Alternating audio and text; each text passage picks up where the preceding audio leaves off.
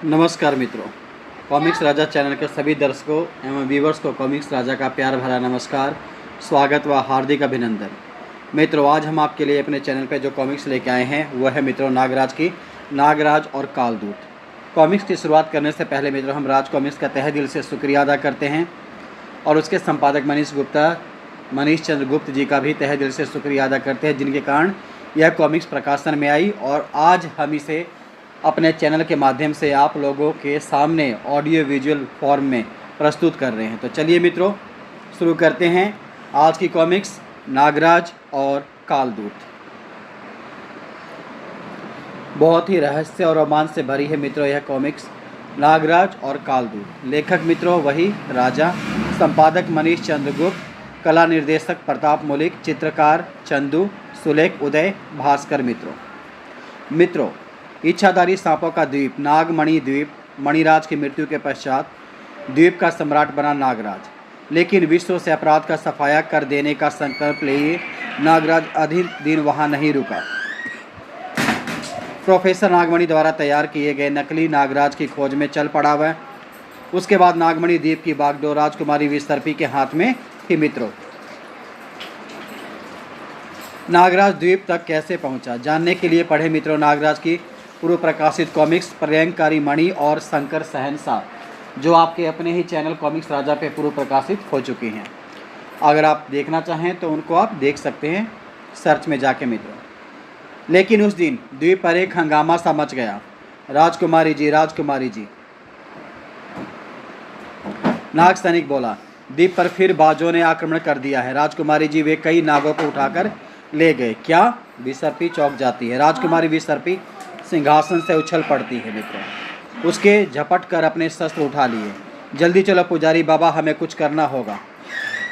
उधर बस्ती में भयानक बाजों ने नागों के बीच आतंक फैलाए हुआ था। क्वैक क्वैक क्वैक क्वैक, उफ आह। तभी नागकुमारी विसर्पी क्रोध में उफनती हुई वहां पहुंची। अपनी प्रजा और सैनिकों की बाजों द्वारा होती दुर्दशा देख उसने अपना धनुष बाजों पर तान दिया। मैंने जिंदा नहीं जाने दूंगी पुजारी बाबा। सर सर खच खच क्वैक। उस भयानक हमले से घबराकर बाजों का झुंड आकाश की ऊंचाइयों में खो गया और अगले ही क्षण उसने बाजों पर बाणों की वर्षा कर दी। उस भयानक हमले से घबराकर बाजों का झुंड आकाश में ऊंचाइयों में खो गया कहीं। आज भी बाज हमारे कई नागों को दबोच ले जाने में सफल हो गए। आह। द्वीपवासियों ने राजकुमारी को घेर लिया। राजकुमारी जी, हमें इस मुसीबत का हल तो ढूंढना ही होगा, वरना एक दिन यह द्वीप वीरान हो जाएगा। इस मुसीबत को केवल एक ही व्यक्ति समाप्त कर सकता है और वह है नागराज, नाग सम्राट नागराज। सभी प्रजा चिल्ला उठती है जैसे भगवान ने उनकी पुकार सुन ली। आसमान हेलीकॉप्टर की आवाज़ से गड़गड़ा उठा, गड़ गड़ गड़ गड़ गड़, और नाग मानवों में एक लहर दौड़ पड़ी। वे खुशी से चीख उठे, नागराज, लो नागराज आ गया। नागराज हेलीकॉप्टर मैदान में उतारकर द्वीपवासियों के पास पहुंचता है। मित्रों राजकुमारी विसर्पी, पुजारी बाबा, यह सब क्या हो रहा है? द्वीप पर बाजों का आक्रमण हुआ था नागराज, वे हमारे कई साथियों को उठा करके ले गए। नागराज क्रोधित हो उठा। ओह, इन शैतानों को समाप्त करने का कोई उपाय शीघ्र ही सोचना पड़ेगा। तभी हेलीकॉप्टर पर चढ़ा शूलकंठ चीखा, राजकुमारी, पुजारी बाबा, क्या हुआ शूलकंठ? ओह, इसे क्या हुआ? देखिए, यहाँ एक अन्य मानव भी है। यह सुनते ही प्रहरी नाग क्रोध से फुफकारते हुए हेलीकॉप्टर की ओर लपके। फू फू, ओ नहीं, ठहरो। नागराज विद्युत गति से तेजी से हवा में लहराया। मित्रों ठहरो, रुक जाओ, और उसने प्रहरी सांपों को पकड़ लिया। क्रोधित नाग प्रहरियों को वहीं रोककर नागराज हेलीकॉप्टर में घुस गया। अगले ही क्षण नागराज के साथ नागदंत को हेलीकॉप्टर से बाहर आते देख सभी नाग चौंक उठे। नागराज कौन है यह मानव? नागदंत, जिसने नागराज बनकर पूरे विश्व के सामने मुझे आतंकवादी बना दिया था विसर्पी। ओह, लेकिन तुम इसे यहाँ क्यों ले आए नागराज? द्वीप के नियम व कानून के अनुसार यहाँ बाहर का कोई भी मानव आकर जीवित नहीं रह सकता। मैं जानता हूँ विसर्पी, लेकिन नागदंत केवल मानव ही नहीं, मेरी जितनी शक्तियों का स्वामी है यह। विसर्पी, पुजारी बाबा, एक समस्त नाग मानवों द्वीप के अलावा अगर यह शैतान कहीं और रहा तो पूरे विश्व की गर्दन पर तलवार बनकर लटकता रहेगा। क्या आप मानव जाति का विनाश चाहते हैं? कदापि नहीं नागराज, हम इसे द्वीप पर ही कैद में रखेंगे। चलो नागदंत। शीघ्र पुजारी बाबा उन्हें लेकर बस्ती से दूर बनी एक झोपड़ी के पास पहुँचे। नागराज, यह है द्वीप का कारागृह। भुजंग भट्ट, संभालो अपने नए कैदी को। अगले क्षण भुजंग भट्ट ने नागदंत को कारागृह में धकेल कर द्वार बंद कर दिया। चलो नागराज, यह भुजंग भट्ट की कैद से बचकर नहीं निकल सकता। रात घिर आई थी। नागराज नागदंत की तरफ से निश्चिंत हो चुका था। नागमणि द्वीप के निवासी नागराज की वापसी का जश्न मना रहे थे। बताओ नागराज, शूलकंठ जीतेगा या असी पक्ष? थोड़ा धीरज रखो राजकुमारी, अभी हार जीत का फैसला हो जाता है। कभी शूलकंठ मध्य रेखा की तरफ बढ़ता हुआ प्रतीत होता था तो कभी असी पक्ष। एक द्वंद्व शूलकंठ व असी पक्ष के बीच जारी था, व दूसरा भुजंग भट्ट की कैद में पड़े नागदंत के दिलो दिमाग के बीच। मुझे हर हालत में आज रात ही इस कैद से बाहर निकलना होगा, नागदंत सोचता है। मित्रों, दूर हट जाओ मेरे शरीर से, अब मुझे इस कैद से आज़ाद होना है। और अगले ही पल अपनी असीमित शक्ति से उसने नाग रस्सी का बंधन तोड़ दिया, और फिर नागदंत का एक मामूली सा प्रहार ही उस कारागृह का दरवाज़ा तोड़ने के लिए काफ़ी था। नागदंत को इस कागज की जेल में कैद किया है नागराज ने। अभी उस भुजंग भट्ट को भी देखता हूँ। कहाँ है बे भुजंग भट्ट? लगता है डर कर भाग गया। नाग के रूप में विश्राम कर रहा भुजंग भट्ट यह ललकार सुनकर फुफकार उठा। फुह! शीघ्र वह नागमानव के रूप में आ गया। सावधान नागदंत, मैं तुम्हें कैद से भागने नहीं दूंगा। और अगले ही पल भुजंग भट्ट की पूंछ की फौलादी टक्कर नागदंत की छाती पर पड़ी। आह! फिर भुजंग भट्ट ने नागदंत को संभलने का अवसर ना दिया। एक के बाद एक उसे वो मारता चला गया। अब तुम्हारी हार निश्चित है नागदंत। भुजंग भट्ट के इस दांव में फंसे नागदंत को अपनी जान निकलती सी प्रतीत हुई। तभी नागदंत ने एक अमोघ शस्त्र का प्रयोग किया, जहरीली फुंकार, फुस, जो एक हाथी को भी मौत की नींद सुला देने में सक्षम है। उफ! यह क्या किया शैतान, मुझे कुछ दिखाई नहीं दे रहा। भुजंग भट्ट लड़खड़ा गया और उधर लड़खड़ा गया असी पक्ष। इधर शैतान नागदंत ने भाला उठा लिया था। अब तुम्हें तुम्हारी निश्चित हार यानी मौत से कोई नहीं बचा सकता भुजंग भट्ट। उधर शूलकंठ ने विजयी श्री प्राप्त की। असी पक्ष हार गया नागराज। हाँ, शूलकंठ जीत गया। इधर घायल हुआ भुजंग भट्ट को नागादंत भाले से गोदता चला गया। और फिर घायल भुजंग भट्ट को तड़पता छोड़वा भाग निकला। अंतिम सांस से गिनता हुआ भुजंग भट्ट नाग रूप में आकर रेंगता हुआ नगाड़े पर चढ़ गया। मुझे मरने से पहले नागदंत के भागने का समाचार नागराज तक पहुंचाना होगा। और फिर वह अपनी आखिरी सांस तक नगाड़े पर फन पटकता चला गया। ढम ढम ढम। उधर नागराज ने शूलकंठ की विजय पर तालियां बजाई। बहुत अच्छे शूलकंठ, तुम निश्चिंत ही सर्वशक्तिमान हो। तर तर तर। और तभी वातावरण नगाड़े की आवाज़ से गूंज उठा। चौंक उठा नागराज। पुजारी बाबा, यह नगाड़े की आवाज़ कैसी? लगता है भुजंग भट्ट किसी विपदा में है। शीघ्र वे कारागृह तक पहुंच गए। ओह महाबली, भुजंग भट्ट तो मृत पड़ा है। हाँ, नागदंत फरार हो गया। और अगली सुबह नागमणि द्वीप पर नागदंत की खोज प्रारंभ हो गई। स्वयं नागराज भी तेजी से नागदंत को खोजता बढ़ रहा था। मित्रों, नागराज को जल्दी खोजना आवश्यक है। अरे यह गुफा कैसी? इसमें से यह धुआं कैसा? मुझे इसमें प्रवेश करना चाहिए, किंतु यह भारी चट्टान। नागराज ने अपनी अति शक्ति का प्रयोग किया। जरूर उस नागदंत ने ही इस चट्टान से इस गुफा का मुंह बंद किया होगा। शीघ्र ही उसने चट्टान को हटा फेंका। वह जरूर ही अंदर छुपा होगा। आगे तो अंधेरा बढ़ता जा रहा है। ओ, उस मोड़ से रोशनी आ रही है। ओह, यह तो किसी भयंकर जीव के सांस लेने का स्वर लगता है। हर! वह भयानक दृश्य देखते ही विस्मय से आंखें फैल गई नागराज की। ओह, यह कौन है? भयानक स्वर फुकार उठा। कालदूत की गुफा में घुसकर उसकी तपस्या भंग करने की चेष्टा कैसे की तूने दुष्ट मानव? मानव इस द्वीप पर कदम नहीं रख सकता और तू मेरी गुफा तक घुस आया, किंतु अब तुझे मरना होगा। लेकिन बाबा, फुस! कालदूत के तीनों मुखों से जहरीली फुकारें निकली। लेकिन नागराज अपनी जगह छोड़ चुका था। फुस! चट्टान के स्थान पर एक गड्ढा नजर आने लगा। अगर ये फुकार मुझसे टकरा जाती तो मैं इस पत्थर की तरह गल जाता। फिर तो कालदूत ने फुकारों की वर्षा कर दी। फुस फुस! और नागराज उन चट्टानों के बीच फंस गया। बड़ी फुर्ती दिखाकर बच रहे हो बेटा, अब बताओ कैसे बचोगे? मेरी बात तो सुनिए बाबा। मैं इस द्वीप का, जिसके फलस्वरूप गुफा की छत से भारी भारी चट्टानें टूट कर नीचे गिरने लगी, जिनके नीचे नागराज दब गया था। तुरंत ही कालदूत ने फिर उस पर हमला किया। नागराज ने एक बड़ी चट्टान उठाई और विष के उस गोले की तरफ उछाल दी। उफ! ऐसे कब तक बच पाऊंगा मैं। नागराज जैसे बलशाली के भी आज दांतों तले पसीना आ गया। कालदूत की अगली फुकार का सामना उसने अपनी जहरीली फुकार से किया। आज मौत निश्चित है नागराज। खुश दोनों के टकराने के परिणाम स्वरूप कालदूत की फुकार ने अपना थोड़ा रास्ता बदल दिया, किंतु फिर भी वह नागराज के कंधे को झुलसा गई। आह! नागराज ने लगातार अपनी फुकार से बचता देख कालदूत ने उसे पर अपनी बलशाली पूंछ का प्रहार किया। ओह!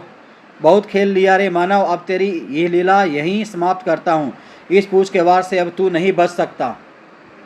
कालदूत के तीनों हथियार उसकी पूंछ के नीचे दबे नागराज की तरफ बढ़ने लगे कि तभी, ठहरिए महात्मा कालदूत, कृपया कर रुक जाइए। कौन?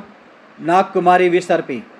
यह नागराज है महात्मन, नागमणि द्वीप के सम्राट नागराज। क्या एक मानव नागमणि द्वीप का सम्राट? यह विलक्षण मानव है महात्मन, सैकड़ों नागमानवों के सम्मुख कुल देवी का आशीर्वाद मिला है इसे। विसर्पी ने नागराज के सम्राट बनने की सारी कहानी कह सुनाई। तब, ओह अगर ऐसा है नाग सम्राट नागराज, तो हम तुमसे इस भूल की क्षमा चाहते हैं। मुझे शर्मिंदा ना करें महात्मन, लेकिन मेरी एक जिज्ञासा अवश्य शांत करें महात्मन कि आप कौन हैं और यहाँ क्या कर रहे हैं। नागराज, मैं इस द्वीप पर कदम रखने वाला पहला इच्छाधारी नाग हूँ, जिसने दुनिया भर के इच्छाधारी सांपों को अपने तपोबल से इस द्वीप पर लाकर आबाद किया है। दुनिया भर के सभी सांपों से संपर्क बनाने के लिए मैं यहाँ तपस्या रत था। आज दुनिया का प्रत्येक सांप मेरी आज्ञा मानता है। लेकिन तुम्हारे चेहरे पर यह परेशानी के भाव क्यों? महात्मन, एक खूंखार अपराधी नागदंत हमारी कैद से निकल भागा है। हम उसे ढूंढते फिर रहे हैं। ओह, केवल इतनी सी बात? आओ मैं तुम्हें दिखाता हूँ कि नागदंत कहाँ है। दिखाइए महात्मन। शीघ्र ही कालदूत ने अपने मुंह से एक मणि उगलकर हाथ में ले ली। नागराज, अपनी इच्छित वस्तु की कामना करके इस मणि में देखो। नागराज ने मणि हाथ में लेकर नागदंत का नाम लिया ही था कि मणि जगमगा उठी और उसमें दृश्य बदलने लगे। हा हा हा! कुछ ही देर बाद मैं इस द्वीप से भी नागराज की कैद की तरह ही फरार हो जाऊंगा। तभी, अरे ये एकाएक अंधेरा कैसे छाता जा रहा है। और जैसे नागदंत ने आसमान की ओर देखा, अरे इतने विशालकाय बाज, ये तो मेरी तरफ आ रहे हैं। बाज तेजी से नागदंत पर झपटे, लेकिन वह जमीन पर लेटकर बच गया। शीघ्र ही बड़े होकर उसने पेड़ की मोटी सी टहनी उठा ली और ची ची ची। नागदंत बहुत बहादुरी से उनका सामना कर रहा था, किंतु तभी एक बाज पीछे से नागदंत पर झपटा और ओ महात्मा, नागदंत को तो बाज उठाकर ले गए और फिर नागराज कालदूत से विदा लेकर गुफा से बाहर आ गया। चलो विसर्पी, हमें नागदंत को बाजों से बचाना है। महात्मन, कालदूत से हमें बाद में मिलेंगे। और फिर मानवता का रक्षक चल पड़ा बाजों की खोज में। अब दोनों समस्याओं का हल एक ही जगह मिलेगा। और जल्दी ही दोनों खुले मैदान में आ गए। अब हमें बाजों के हमले की प्रतीक्षा करनी होगी। कुछ ही देर बाद, लो नागराज, जिनका तुम्हें इंतजार था वे आ गए, सांपों के दुश्मन। हाँ विसर्पी, तैयार हो जाओ, अब हमें इनके सारे नागदंत तक पहुंचना है। शीघ्र ही दो बाज उनकी तरफ झपटे और एक विसर्पी को पंजों में जकड़कर उड़ा चला, जबकि दूसरे बाज को नागराज ने पकड़कर जमीन पर लिटा दिया था। और अगले ही पल प्रेम नागराज की सर्पीली आंखें बाज की आंखों को भेदने लगी। अब तुम मेरे वश में हो, तुम वही करोगे जो मेरी मानसिक तरंगें तुम्हें निर्देश देंगी।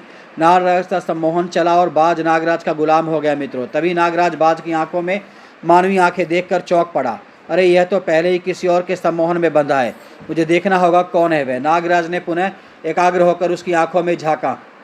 अगले ही पल बाज की आंखों में एक आकृति उभरी और कुछ देर बाद नागराज बाज के पंजों में जकड़ा आकाश की ऊंचाइयों में उड़ा जा रहा था। मुझे अपने आका के पास ले चलो।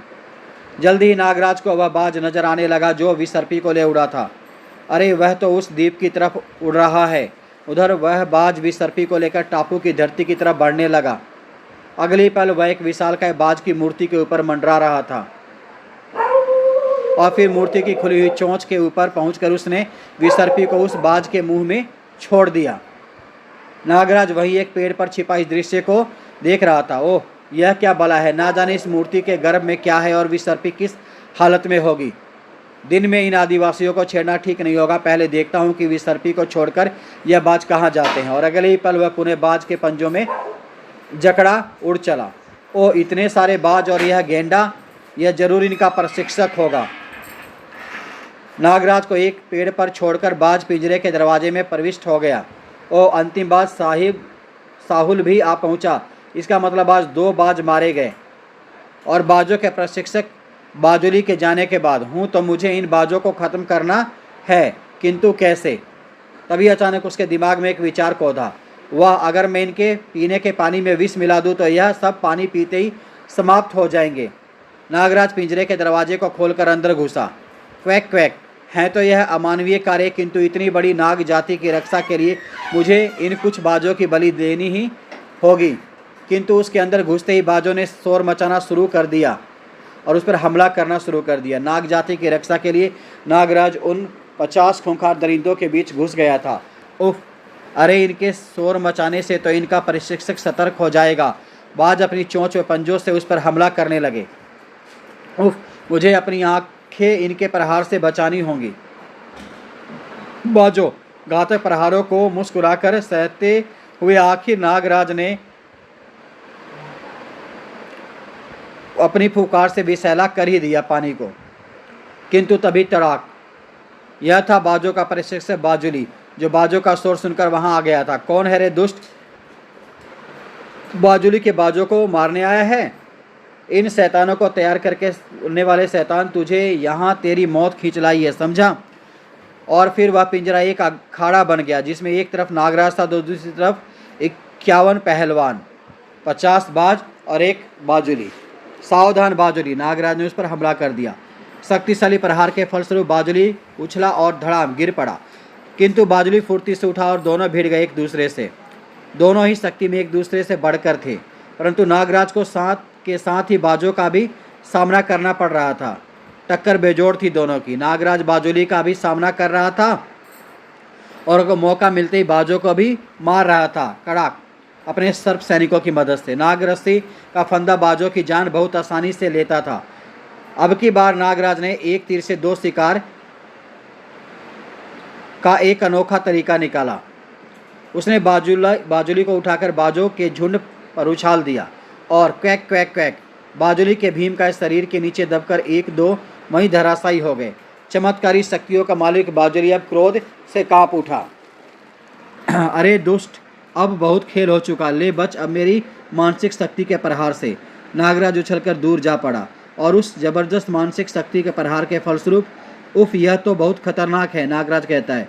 और अगले कुछ ही जबरदस्त प्रहारों ने नागराज को बेदम कर दिया। हाय उफ, नहीं नहीं नहीं, क्यों? ले अब मर इस घातक शक्ति से। कितना घातक था वह वार, बाज की आवाज़ भी ना निकल पाई और उसके प्राण पखेरु उड़ गए बीच में आने के कारण। नागराज की शक्ति जवाब दे चुकी थी, वह खड़ा नहीं रह सका। बचा लिया तुझे इस बाज ने बेटा, पर अब नहीं बचेगा। उफ, लगता है बचूंगा नहीं, दिमाग से काम लेना होगा। बाजुली उसकी तरफ बढ़ा। बाजुली ने नागराज को बाहों में कसकर जैसे ही उसे पलटा, फुस, नागराज ने फुकार छोड़ दी। नागराज ने घातक विष उसके मुंह पर उगल दिया और नागराज का यह चूक वार बाजुली को महंगा पड़ा। वह तैराकर गिर पड़ा और बेहोश हो गया। अब नागराज अपनी पूरी शक्ति बटोरकर खड़ा हुआ। मुझे अभी और शैतानों का सामना करना है। फिर नागराज काल बनकर उन बाजों पर टूट पड़ा। नागों की मौत के दूत बाज नागराज की विषैली फुंकार का सामना ना कर पाए। उफ, यह दोनों आखिरी हैं। नहीं नहीं, यह तूने क्या किया? मेरे वर्षों की मेहनत से सिखाए व पाले हुए मेरे सभी बाजों को मार दिया तूने।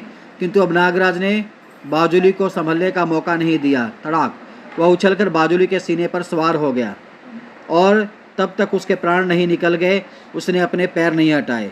मरते वक्त यह जान ले दुष्ट कि मैं नागराज हूँ और तूने अपनी मेहनत गलत काम में लगाई, इसलिए तेरी जिंदगी के साथ वह भी व्यर्थ गई। फिर नागराज उस बेमिसाल अखाड़े में से 51 पहलवानों को मार विजयी होकर बाहर निकल रहा था। ओह, रात घिर आई है। नागराज एक दिशा में बढ़ चला। आज उसे काम भी तो बहुत थे। चलो, बाज का संकट तो हमेशा के लिए टला, पर अब मुझे विसर्पी नागदंत व अन्य नागों को ढूंढना है। कुछ देर बाद, अरे यह तो मैं समुद्र के किनारे पहुंच गया, किंतु यह चमक कैसी? यह तो कोई जहाज है और कबीले वाले भी मसाले लिए यहाँ खड़े इशारे कर रहे हैं। रॉकी, फटाफट स्टीमर उतारो और आइलैंड पर पहुँचो। और जल्दी ही रॉकी का स्टीमर द्वीप के किनारे आ लगा। आओ रॉकी साहब, आओ, इस पर तो बहुत माल है आपके लिए। हम भी तो माल लाए हैं तुम्हारे लिए सरदार कंगालू। नागराज हैरान था यह सब देखकर। यह तो स्मगलर लगते हैं, पर इनका यहाँ क्या काम? पीछा करके देखता हूँ। एक सुनसान स्थान पर वे सब ठिठक कर रुक गए। रॉकी साहब, अब इस काम में बहुत मुसीबतें आ गई हैं, आपको हमारा मेहनताना बढ़ाना होगा। ज़रूर, मैं बॉस से बात करूंगा। एक आदिवासी ने बढ़कर ज़मीन पर लगा एक ढक्कन उठाया। चलिए रॉकी साहब, आपको आपका माल दिखा दें। और नागराज के देखते ही देखते वे सब उस रिक्त स्थान में समा गए। अरे यह तो सब अंदर उतर गए। फिर नागराज भी उसमें उतर गया। कोई बहुत बड़ा रहस्य लगता है। इस द्वीप पर कोई खतरनाक खेल खेला जा रहा है शायद, नागराज सोचता है। और यह दृश्य देखकर तो दंग रह गया नागराज। यह देखिए रॉकी साहब, कैसे शानदार नाग पकड़े हैं इस महीने हमारे बाजों ने। अब आप इन्हें ले जा सकते हैं, चाहे तो इनकी खाल बेचे, चाहे विष, चाहे ऐसे ही बेच दे इन्हें। नागमणि द्वीप के सैकड़ों नाग वहाँ शीशे के बक्सों में कैद थे। उफ, तो ये लोग पोचर्स हैं, सांपों की खाल बेचने वाले। किंतु एक पेटी में नागदंत भी बंद था। अरे यह क्या कंगालू, सरदार पेटी में आदमी। हाँ राकी साहब, शायद यह इच्छाधारी नाग है, हमने इसलिए इसे आज़ाद नहीं किया और यह आज ही पकड़ में आया है। तभी एक गनमैन जोश में बोल पड़ा। राकी साहब, मुझे पता है यह कौन है, यह नागराज है। नागराज अपराधियों का काल। बॉस इसे देखकर बहुत खुश होंगे। राकी साहब, नागराज, अच्छा प्रोफेसर नागमणि का आविष्कार, ठीक है, इसे संभाल कर ले चलो। तत्पश्चात वे पेटियाँ बाहर निकाली जाने लगी। रॉकी साहब, अगली बार हमारा ध्यान रखिएगा। जरूर, परंतु अगली बार शायद आनी ही नहीं थी। आगे बढ़ते आदिवासियों के सामने सांपों की दीवार खड़ी थी। हाय, इतने सांप, ये बाहर कैसे आ गए? डर के मारे इतने सांपों के साक्षात दर्शन से कईयों के हाथों से तो शीशे की पेटियाँ ही छूटकर जमीन पर बिखर गई। आज नहीं छोड़ेंगे ये, बरसों का बदला लेंगे हमसे आज ये। और फिर शुरू हुई जंग सांपों की और इंसान रूपी शैतानों की। जबकि नागराज और नागकुमारी विसर्पी, देखते ही देखते नागों ने मानवों का रूप धारण कर लिया। नागराज तुम यहाँ अलग खड़े हो। अरे तुम तो बहुत घायल हो। हाँ नागकुमारी, किंतु मैं अलग नहीं खड़ा, मैं राखी पर नजर रखे हुए हूँ जो नागदंत को लेकर भागने की फिराक में है। उधर चलो, जल्दी चलो, अब सब गड़बड़ हो गया लगता है, पर इसे तो हम बचा कर ले ही जाएंगे शिप में।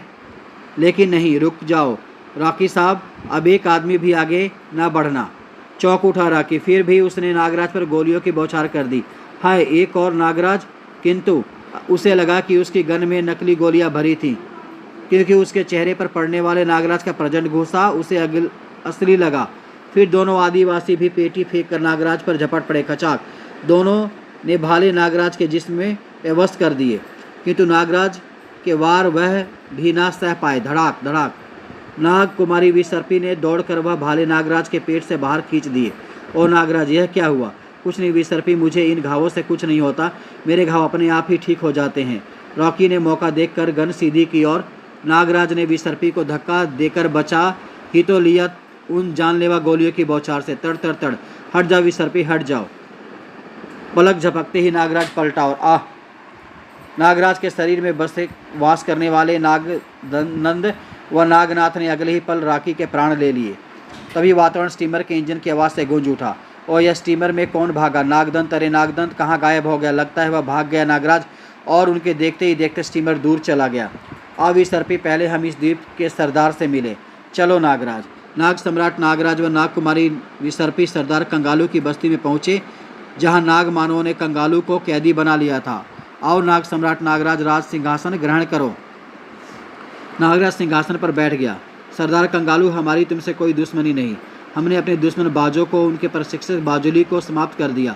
अब हम अपने द्वीप पर चले जाएंगे, किंतु तुम्हें हमको वचन देना होगा कि आगे से ऐसा कोई घृणित कार्य तुम दोबारा नहीं करोगे। हम तुम्हें वचन देते हैं नागराज। तब कंगालू ने नागराज को अपने स्मगलरों से गठबंधन की पूरी दास्तान कह सुनाई। सरदार कंगालू, हम तुम्हें दाल, मसाले व और भी बहुत सी चीज़ें देंगे। बदले में तुम्हें हमें सांप देने होंगे, सैकड़ों हजारों सांप।